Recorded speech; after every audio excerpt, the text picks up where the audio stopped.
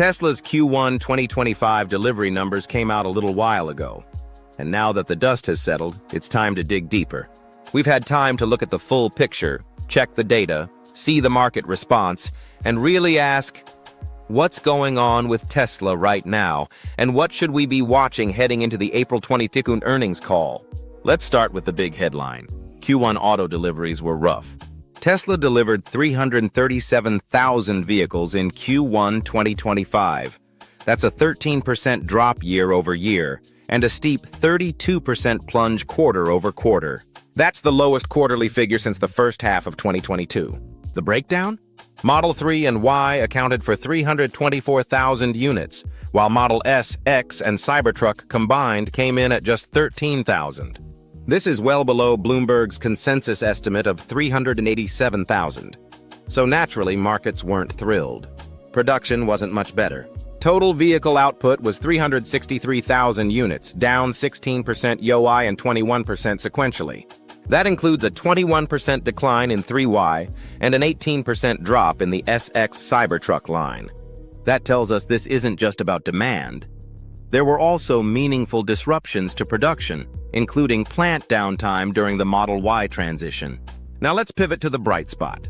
Energy storage. Tesla's ESS division posted 10.4 GWh in deployments. That's up a whopping 154% from a year ago, and while it was down 5% sequentially, it's still solid. Energy continues to be a strong growth engine for Tesla, and it could become a key pillar of the business as margins tighten in auto. So why are deliveries down so much, especially when the global EV market is still growing? Good question. 3 major factors appear to be in play here. First, there's heightened competition, especially in China, where domestic brands are eating into Tesla's share with aggressive pricing and faster innovation cycles.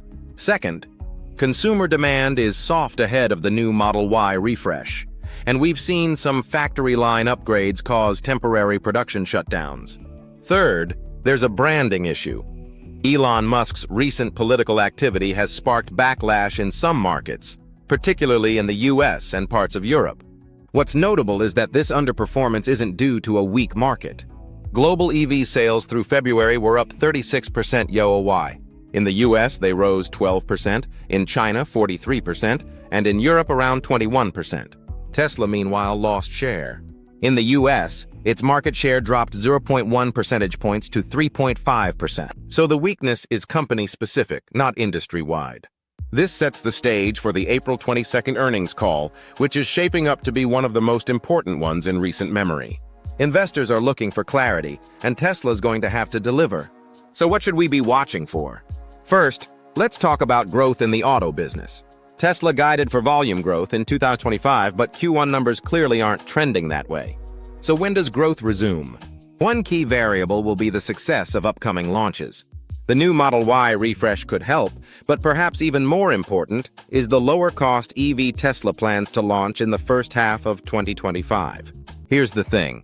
If that model is just a stripped-down version of the current Model Y, the market may be disappointed. Investors are hoping for something with a distinct design and more competitive cost profile. If executed well, analysts believe this could add at least 100,000 units of annual volume. But timing will be key. Production may not really ramp until late in the second half. As a result of Q1's weak performance and soft consumer sentiment, some analysts have already lowered their full-year delivery forecasts.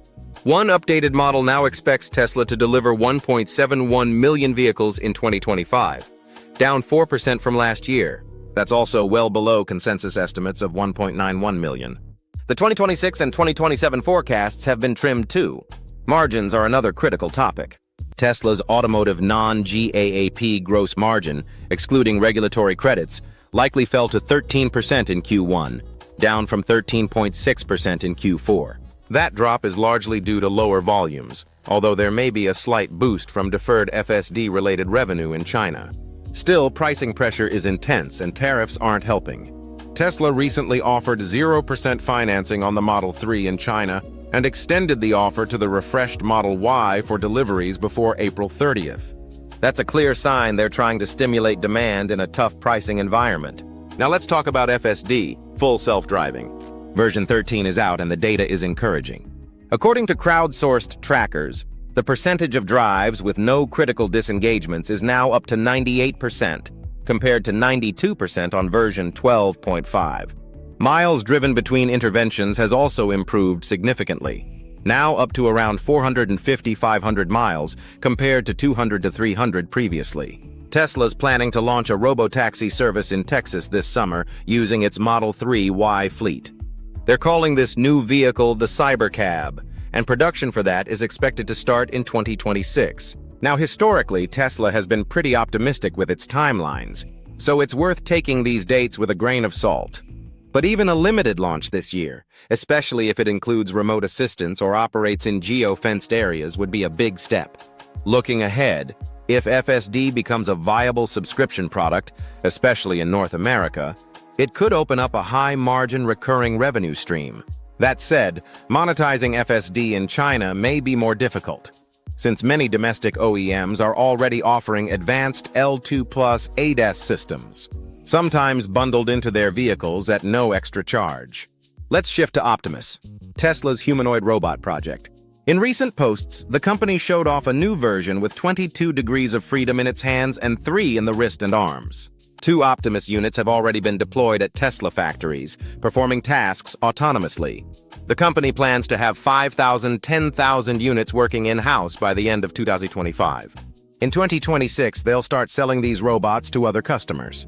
Tesla also continues to scale up production capabilities for Optimus. It's a long game, but if Tesla can lead in humanoids the same way it has in EVs and battery storage, that's another potential growth engine. It's still early, but it's one of the more interesting moonshots in Tesla's roadmap. And don't forget energy. Tesla's energy division is growing fast, with a 50% YoY growth target for 2025. ESS deployments can be lumpy due to project size, but they're scaling. At 10.4 GWh in Q1, Tesla is well on track. To wrap this up, Tesla's Q1 showed some cracks, especially in auto. And yet, there's still a compelling story here if management can execute. They need to restore confidence with clear updates on product launches, margin recovery, and strategic roadmaps for FSD, Optimus, and energy. And maybe, just maybe, tone down the political noise. We'll be watching closely on April 26th. That call might set the tone for the rest of 2025. If you found this breakdown helpful, don't forget to like, subscribe, and hit the bell. I'll be covering Tesla's earnings live, and we'll dive into every detail. See you next time.